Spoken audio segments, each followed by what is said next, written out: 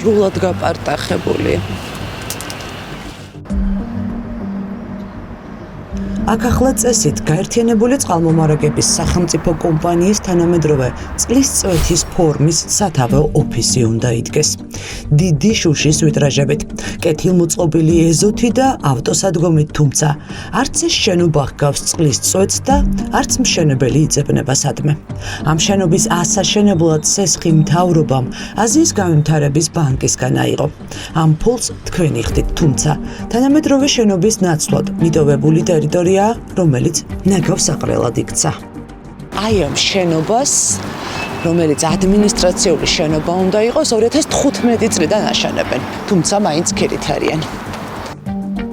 16 სართულიანი ოფისის მშენებლობა მთავრობამ სახელმწიფო კომპანიისთვის 2015 წელს დაიწყო. მას შემდეგ 10 წელზე მეტი გავიდა. მილიონები დახარჯულია. გაერთიანებული წყალმომარაგების კომპანია კი ისევ მდგმურია. იჯარით გაქირით ხართ ხო ამ შენობაში გადმოსულები. გვაინტერესებს რამდენი სიხდით, ან იმ პროექტს რა ბედი ეწია, ან იმისგან ნაქირავებ შენობაში ხართ. ჩემს მეილს დაგიტოვებთ, რომ მოგწეროთ. არ შეიძლება რომ შევათანხმოთ და მაგალითად ხო. მოდი მეილზეც კი მოგწერთ, მაგრამ შეხვედრა იქნებ შევათანხმოთ ვინმე პასუხის მგებელ პირთან, ვისაც ინფორმაცია ექნება, ხო? ერთი წუთი. მხოლოდ სათაო ოფისის ქირაში სახელმწიფო კომპანია დაახლოებით 1,800,000 ლარს იხდის. ოფიციალური დოკუმენტების მიხედვით, აზიის განვითარების ბანკიდან პროცენტიან ვალად აღებული 477 მილიონიდან 10 მილიონამდე ლარი სწორედ უნივერსიტეტის ქუჩის 25 ნომერში ახალი ოფისის მშენებლობისთვის გამოიყო. ეს თანხა მოაკლდა პროექტებს, რომელსაც ქვეყანაში გამართული წყალმომარაგება უნდა უზრუნველყო. მშენებლობის ხელშეკრულება უწყებამ შეპესე დაგთან გააფორმა.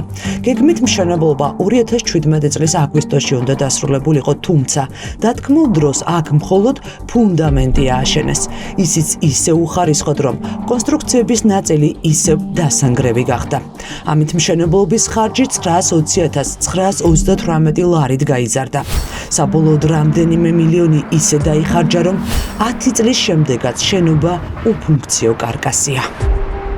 წყალში არ არის გადაყრილი, იმიტომ რომ დგას შენ კარკასის, შენობის ნაწილი და სამხარაულის შეფასების მიღების შემდგომ უკვე გადაწყდება თუ როგორ ვიმოქმედებთ და რას გავაკეთებთ.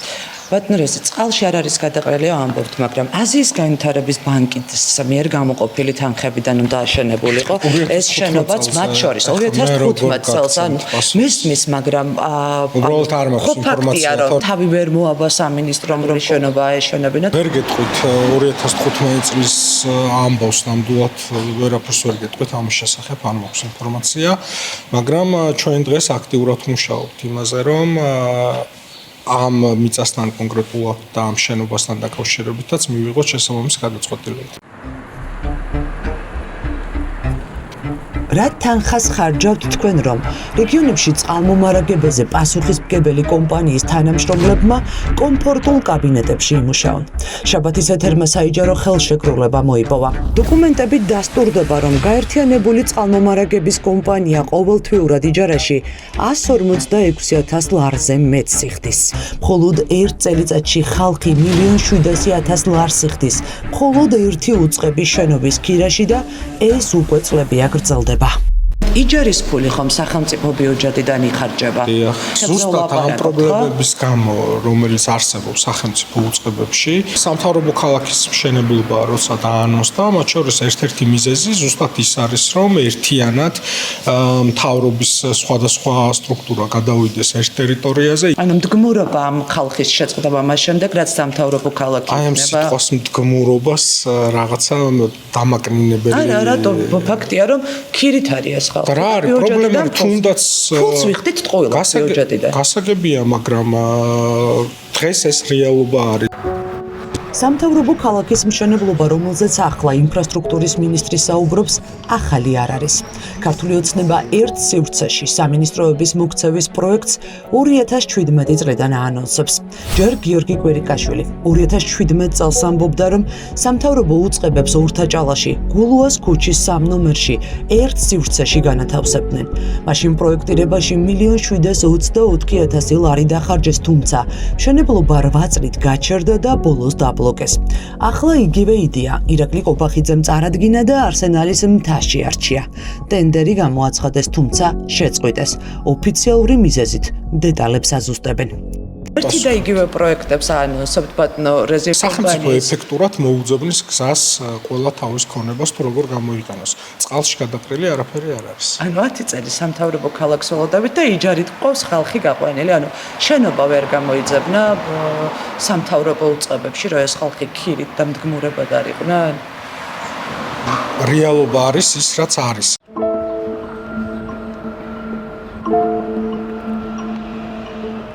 უნივერსიტეტის ქუჩის 25 ნომერში საერთაშორისო ბალებით აშენებული 16 სართულიანი შენობაც და მიწაც შესაძლოა კერძო დეველოპერების ხელში აღმოჩნდეს. ამ მიწის გარშემო ახლა ნამდვილი სამშენებლო ბუმია.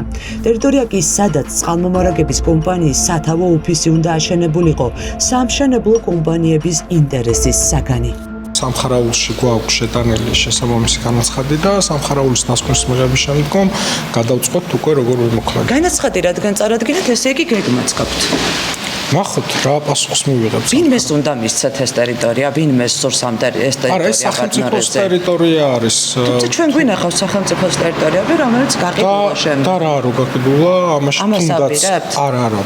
მე კონკრეტულად ამ შემთხვევაზე არ გეუბნებით, მაგრამ სახელმწიფო თუ პრივატიზებას ახდენს თავისი ქონების პრობლემა არ არის. და ესეც იმ სიაშია, რომ პრივატიზება უნდა მოხდეს. არა, მე ვერ გეტყვით, ხომ გეუბნებით, ჯერ არ არის გადაწყვეტილი. რამდენი წელი და რა რაოდენობის თანხა უნდა იხადოს ხალხმა ჩინოვნიკების კომფორტული კაბინეტების ქირაში. საბაბუაძე ამბობს, რომ ეს ერთი ამბავი უნიათობის ნიმუშია. ვალი აიღეს, კარკასი ააშენეს, შენობა ვერ დაამთავრეს და ისევ ხალხის ჯიბიდან ქირას იხდიან.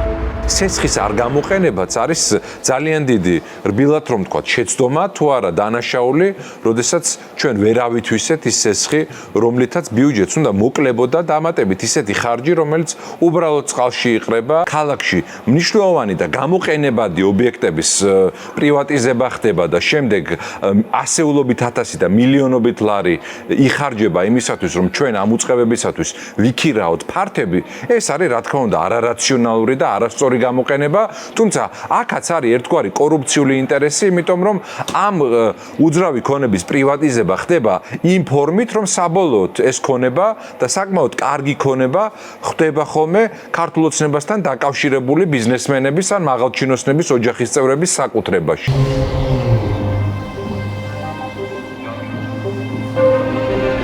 სპორტის მინისტრი, საქართველოს პროკურატურა.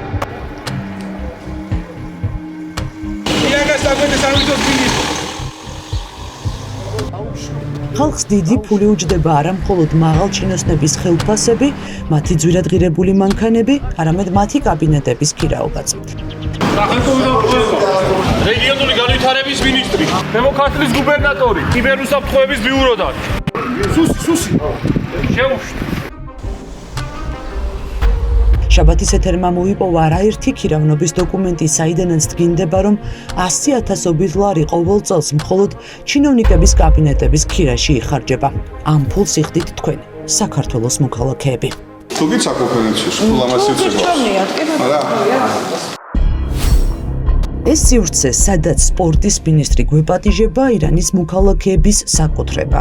საოფისე ფართ სპორტის სამინისტრო თბილისში ირანელი ბიზნესმენებისგან ქირაობს. ჯამში სახელმწიფო ბიუჯეტიდან ირანის მოქალაქეებს თითქმის მილიონი აქვთ მიღებული. რაც მე პოზიტივს გავუშვათ, მით უკეთესია ხოლმე. თან ხო იცით, რომ ისა პოზიტიური მინისტრი რა თქმა უნდა. მინისტრი ინტერვიუზე უარს გვეუბნება. არა და გვინდოდა გვეკითხა, რა ნიშნით შეარჩიეს სამინისტროსთვის ეს შენობა. ან რა სტრატეგიული დატვირთვა აქვს ნუცუბიძის ქუჩაზე მდებარე საოფისე ფართს, რომ სამინისტრო მაინც და მაინც აქ უნდა განთავსებულიყო. შენობა შალვა ნუცუბიძის ქუჩის 68 ნომერში, სადაც სპორტის სამინისტროა, კომპანია Teamworks ეკუთვნის. ამ კომპანიის მფლობელი კი ირანის მოქალაქეები მოხმად რეზა შაფაათი და შაიან შაფაათი არიან. ჩვენ მოვიპოვეთ ირანის მოქალაქეებთან საქართველოს მთავრობის სახელით გაფორმებული ხელშეკრულება, რომელსაც ხელს სპორტის მინისტრი შალვა გოგოლაძე აწერს.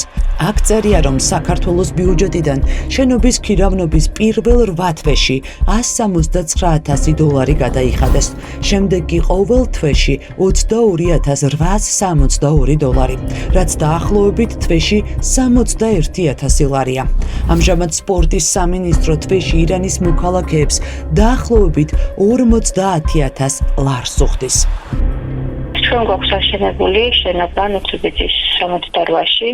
ამ ეტაპზე იჯარითება გაცემული სპორტის სამინისტროა იქ შესული.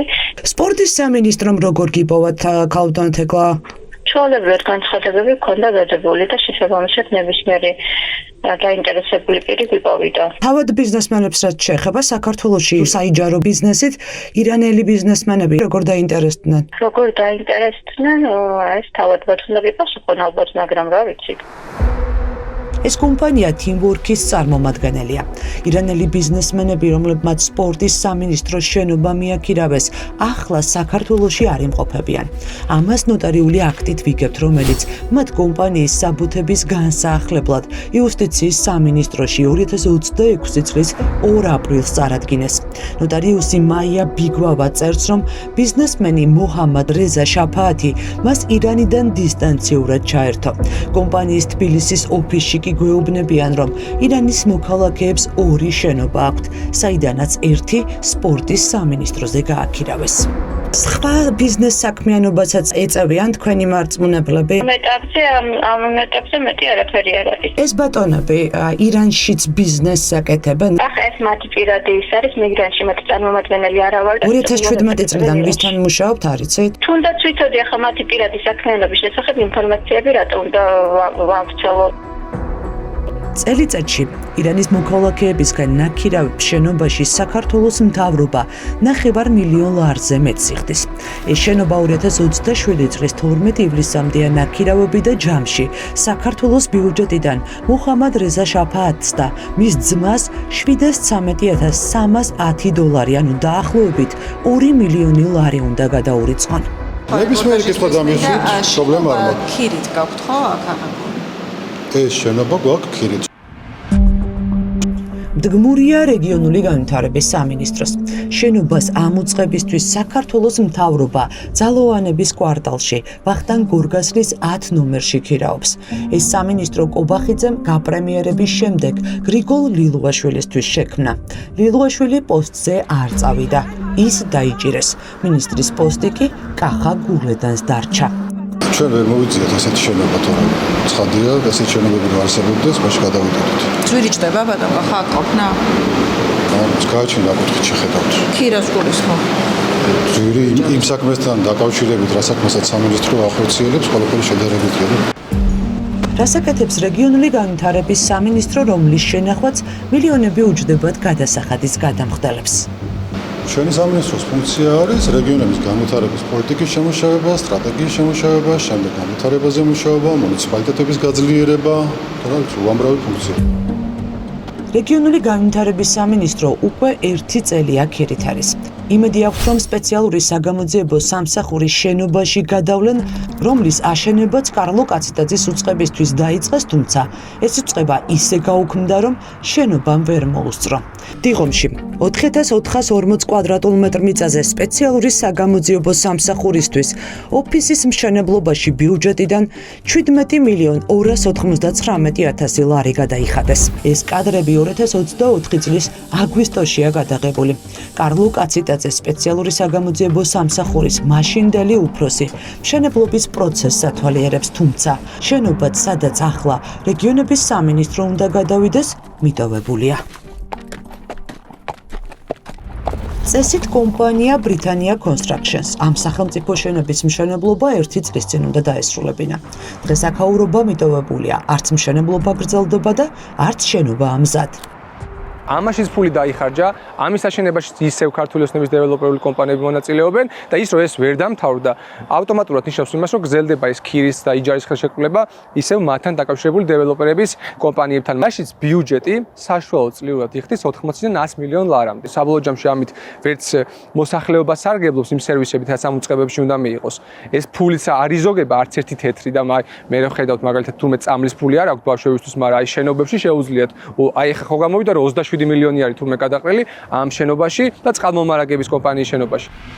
უწყება გააუქმეს და თანამდებობიდან გაუშვეს ანტიკორუფციული ბიუროს შეფიც, თუმცა რაჟდენ კუპრაშვილის ყოფილი უწყებისთვის, რომელიც აუდიტის სამსახურს გაუერთიანეს, შენობა სოლოლაკში მაინც ქირაობენ. ამის ფულსაც თქვენი ხდით. ვინ მუშაობს, რა საკეთებს, რა უფლება მოვალეობა აქვს ახალ უწყებას და რამდენია გაუქმებული ანტიკორუფციული ბიუროს წლიური ხარჯი. შაბათის ეთერის გამოჩენა საბიუჯეტო ორგანიზაციაში პანიკა მოჰყვა. თუ შეიძლება ხელმძღვანელს დაუძახეთ, რა კითხვები გვაქვს, გვაინტერესებს იჯარას რამდენ სიხდით გაუქმებულ სამსახურში. ბატონო? ნაქირავების შენობა ისევ დარჩა ნაქირავები? თანამშრომლები ოფისში ჩაკეტეს. ჩვენთან პასუხის გასაცემად არც ერთი პასუხისმგებელი პირი არ ჩნდება. დაცვა ამბობს, რომ პასუხები ახლა აუდიტის უფროსის გიორგი გაბიტაშვილის გასაცემია. რა დაწესებულება აქვს? ეგ მაინც ხო იცი? სახელმწიფო აუდიტის სამსახურს შეუერთდა ანტიკორუფციული. ანტიკორუფციული, ანუ ისევ ის სამსახური არის, რომელიც იყო, ხო? უწყება გაუქმდა. ერთ-ერთი დეპარტამენტი. დიახ, უწყება გაუქმდა, რაჟდენ კუპრაშვილი გაუშვეს, მაგრამ თანამშრომლები აქ დარჩნენ, ხო? კან ბატონო 12,000 დოლარს იხდით თქვენ, საქართველოს მოქალაქეები სამოქალაქო ავიაციის სააგენტოს თანამშრომლების კაბინეტებში. ამის შესახებ ნათქვამია საიჯარო ხელშეკრულებაში, რომელიც უწყების ხელმძღვანელ გივი დავითაშვილსა და შეფესე აურას შორის გაფორმდა.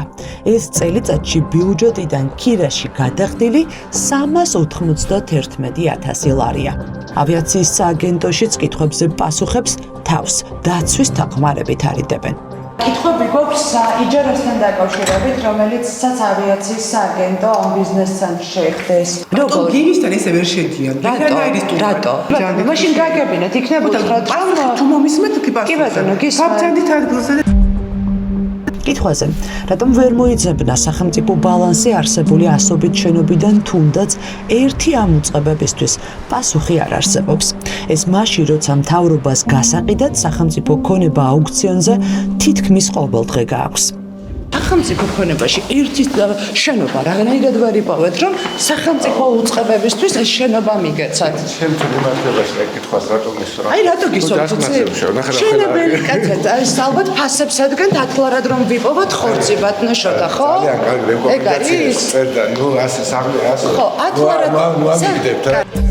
ეს შოთა ბერეკაშვილია, მილიონერი პარლამენტარი მშენებლობის ბიზნესიდან.